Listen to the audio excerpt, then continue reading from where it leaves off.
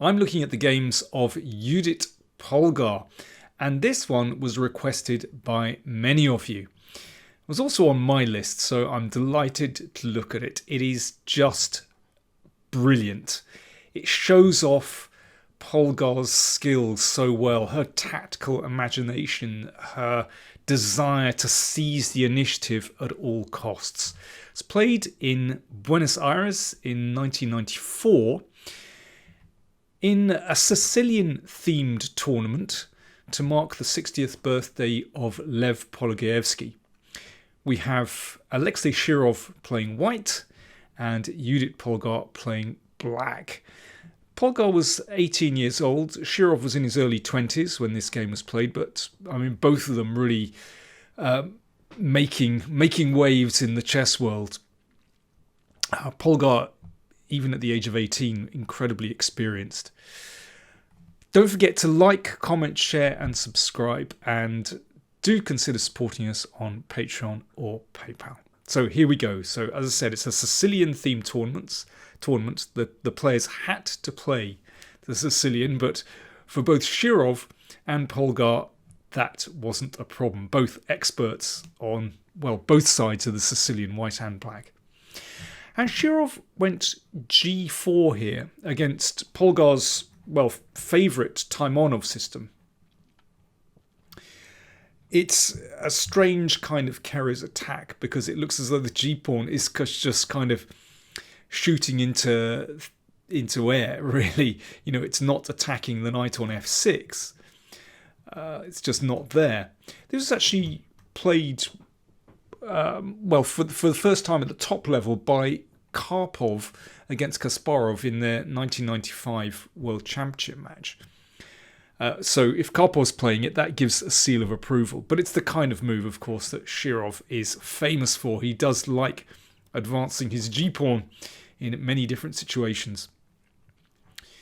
And in fact, the line that they play was quite popular at that time. Shirov had a few games with it. So instead of going to f6, the knight goes to e7, avoiding this push.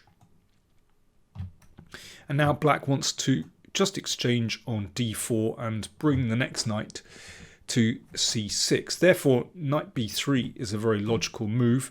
So that creates a little bit of a bottleneck with the knights there. And b5. And Shirov had previously played queen e2 here against Salov, but lost.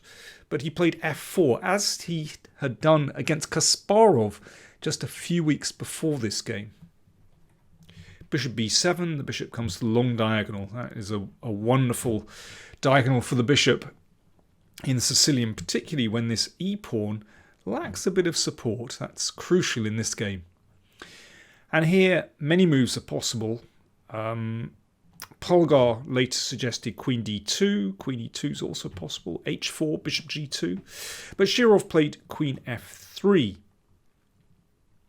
I should say that I've taken some of Polgar's comments from the notes that she gave in New in Chess magazine, which had a full report on the tournament. I should mention New in Chess, still the best English language chess magazine there is in the world, in my opinion. Fantastic mag. And here, Kasparov had played knight a5 against Shirov in the Novgorod tournament. And Shirov had actually got a really good position, but the game actually ended in a draw. So Shirov very keen to repeat that. But Polgar said in her notes that she had prepared this, not in depth. She said the text I hadn't studied in depth, but I did have it on the board when I prepared in my Buenos Aires hotel room.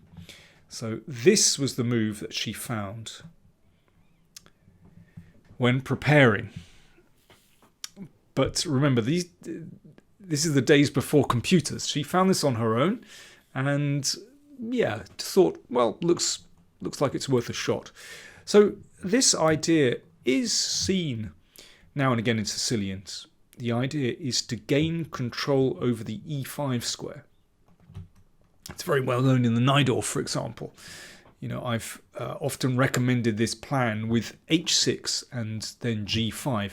Of course, it's a little bit unusual when black is simply giving this pawn away for nothing just to gain control of that wonderful e5 square. It's possible for white just to castle here. I mean, if you want to play, I suppose, in a safe way, this is the way to do it. But in this kind of position, you can see that, well, black is very much in the game now that one of these knights can actually land on e5. But Shirov, well, he's not one to back down from a challenge, and he took the pawn on g5. The knight came to e5, attacking the queen, which has, well, there's quite a choice. Shirov came back to g2. You could play queen f6, and this is good fun. Polgar analysed this. So black is the exchange down, but actually gets tremendous compensation because white's queen is offside. Black's king is actually very safe in the middle of the board. White's king can't escape. That's the problem. This knight is beautiful. So after knight e5 attacking the queen, it came back to g2. And now Polgar, just, you know, keen to seize the initiative, plays b4, pushing this knight away, and that knight is an important defender of the e4 pawn. And there are already some absolutely beautiful tactics here. Polgar played the knight back to e2. If knight a4, there's an amazing move. Knight d5, attacking the bishop. And of course, if pawn takes, bishop takes, and that rook is in the corner is going to drop. And after knight e5, the bishop can go back to d2. But then, well, queen d7 is possible.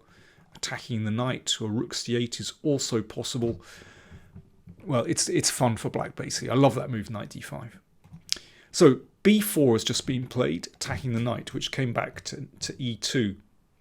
And, well, black's next move, incredible.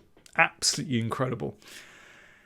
And Polgar said afterwards that the next move was also part of her cursory preparation. Well, perhaps you'd like to have a think. What do you play here with black? Polgar found pawn to h5. Just wonderful. It's funny that white can actually capture this pawn in two different ways, either with g takes h6 en passant, or of course g takes h5. Well, g takes h5 was played by Shirov. Let's just have a quick look at this one.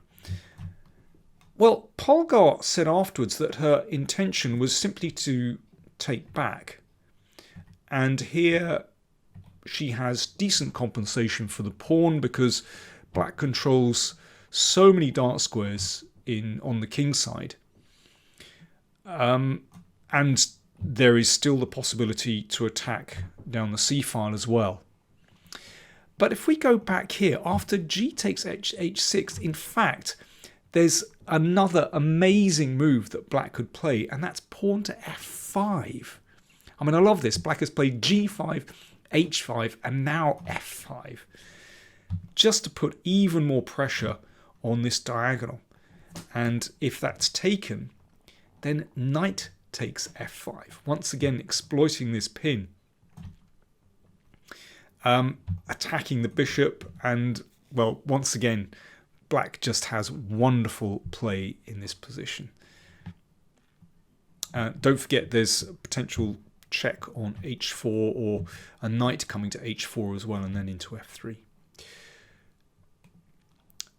So h5 has just been played. It is possible to duck out with castle's queenside at this point. I mean, that's probably the most prudent move. And then black would take here, and this is still very unclear actually. But Shirov took that pawn on h5, and he'd obviously underestimated the next move, knight f5.